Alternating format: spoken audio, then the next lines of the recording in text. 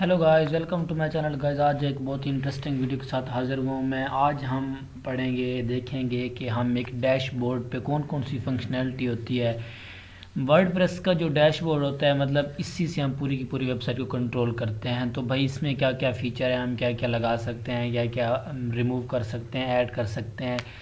तो हर चीज़ हमने डैशबोर्ड से कंट्रोल करना होती है। डैशबोर्ड आपको, जब मैंने पहली वीडियो बनाई थी तो मैंने आपको एग्जांपल दी थी कि डैशबोर्ड हर चीज़ का कंट्रोल सिस्टम होता है। जैसे आप एक गाड़ी ड्राइव कर रहे हैं तो आज फ्रंट पे जो आपको नज़र आता है वो आपका डैशबोर्ड होता है। तो हर चीज़ उसकी उसी में होती है। स्टीयरिंग हो गया, एसी हो गया, वॉल्यूम्स हो गया, चाबी, गियर्स गाड़ी हो गया, मतलब हर चीज़ डैशबोर्ड पे होती है। तो वेबसाइट का भी एक डैशबोर्ड है जिसमें उसके पेज हो गया, पोस्ट, मीडिया, कमेंट्स, अपीयरेंस, हर चीज़ डैशबोर्ड में होती है।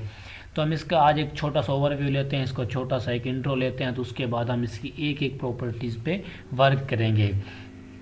तो सबसे पहले तो आप, जब हमने आप वर्डप्रेस इंस्टॉल किया था तो उस टाइम हमने जो इसका यूज़र नेम दिया था और एडमिन पासवर्ड दिया, तो सबसे पहले वो लिखना होता है। उसके बाद ये हमें डैशबोर्ड पे लेके आएगा। तो सबसे पहले हम आपको, मैं वहाँ लेके आता हूँ इस पे। यहाँ जो मैंने आपको इंस्टॉल करवाया था वो करवाया था बिटनामी का। बिटनामी का जो यूज़र पाथ होता है वो ये है। इसके बाद हम लिखेंगे WP एडमिन, ये एडमिन लिखिए है डिफ़ॉल्ट में ही। तो जैसे इस पर क्लिक करेंगे तो ये हमारे पास इस तरह की कुछ खुल के आ जाएगी, ओपन होकर वेबसाइट। तो सबसे पहले हम क्लिक करते हैं डैशबोर्ड पे। डैशबोर्ड पे क्लिक करेंगे तो यही page same to same open होगा, ठीक है। उसके बाद हम ओपन करते हैं होम पे, ठीक है। होम हमारा, कि इस टाइम हमारा होम कुछ भी नहीं है, सिंपल उसने यही पेज ओपन करके देना है कि आपने कोई और चीज़ क्रिएट नहीं की हुई। तो उसके बाद ऑप्शन आता है अपडेट का। तो भाई अपडेट क्या है, अब ये चीज़ मतलब 7 अपडेट ये किस चीज़ की दे रहा है। तो अपडेट ये होता है कि आप वेबसाइट बना रहे हैं, तो वेबसाइट में अगर कोई भी न्यू चेंजिंग की है, मतलब वर्डप्रेस वालों ने वेबसाइट में या किसी भी वेबसाइट या किसी फंक्शनैलिटी में ना, तो वो बताता है। अपडेट्स में सारी चीज़ें शो होती हैं, अपेरेंस वो सॉरी प्लगइन्स भी, थीम भी, सब चीज़ इसी अपडेट में बताता है। तो मतलब उसने बताया हुआ है कि री इंस्टॉल करें तो उसकी न्यू अपडेशन आई हुई है, ठीक है। तो ये प्लगइन्स अपडेट पे हैं कि AMP हो गया, all one and SEO pack, मतलब ये सारे प्लगइन्स अपडेट हैं। अपडेट अगर आप करें तो इनको कर सकते हैं, ठीक है। अपडेशन आई हुई है।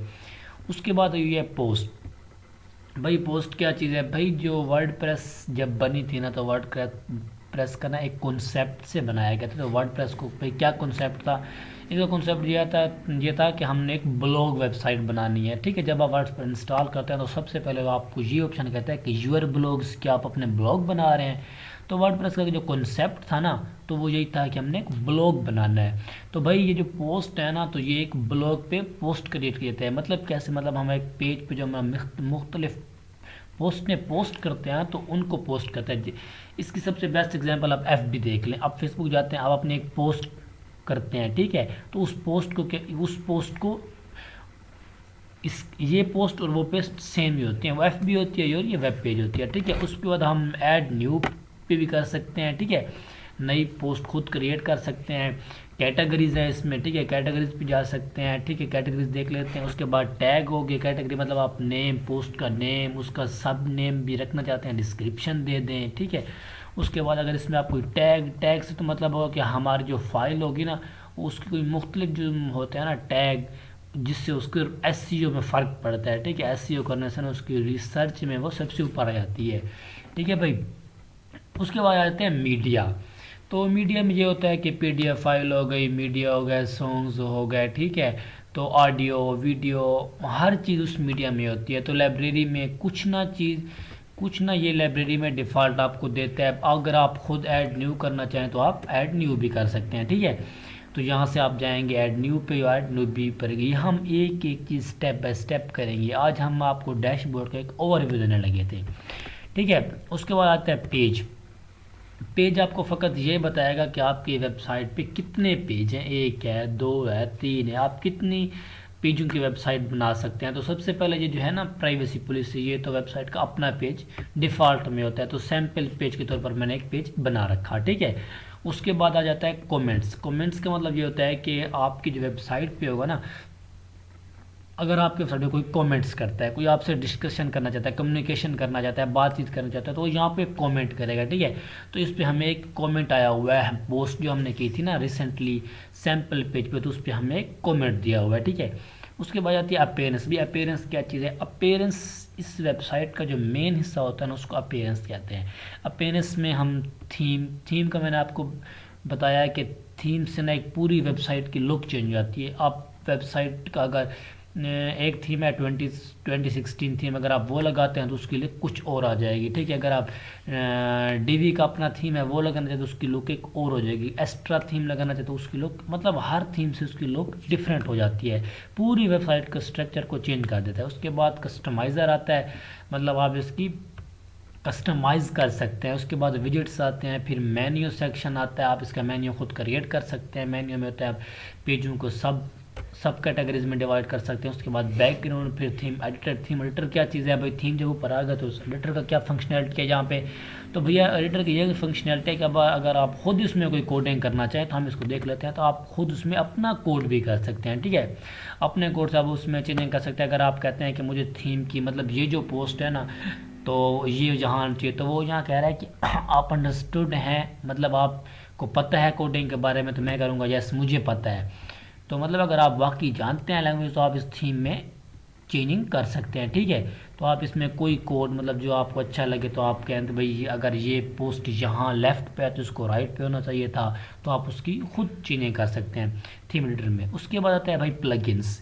मैंने आपको पहले भी बताया था कि वर्डप्रेस पे जो वेबसाइट पे गेम है ना, वो ऑल टू ऑल प्लगइन्स पे डिपेंड करती है। आपने पोस्ट करनी है, आपके लिए प्लगइन होगा। आपने कमेंट सेक्शन देना है, आपके लिए प्लगइन होगा, ठीक है। आपने सब्सक्रिप्शन लगानी है, आपके लिए प्लगइन होगा। आपने ई-कॉमर्स वेबसाइट बनानी है, आपके लिए प्लगइन होगा। मतलब आपने जो चीज़ करना है ना फंक्शनैलिटी, वो आपके लिए प्लगइन है। आप अपनी वेबसाइट पे डिफरेंट फंक्शनैलिटी अप्लाई करवा सकते हैं। तो ऐड, ठीक है, तो इंस्टॉल्ड प्लगइन भी हैं, ठीक है। अगर जो मैंने पहले इंस्टॉल कर रखे हैं तो आप ऐड न्यू कर सकते हैं। आप प्लगइन को भी ऐड कर सकते हैं सेम टू सेम आप थीम की तरह। इसकी अगर आपको कोडिंग आती है तो आप कोडिंग से उसको भी ऐड कर सकते हैं।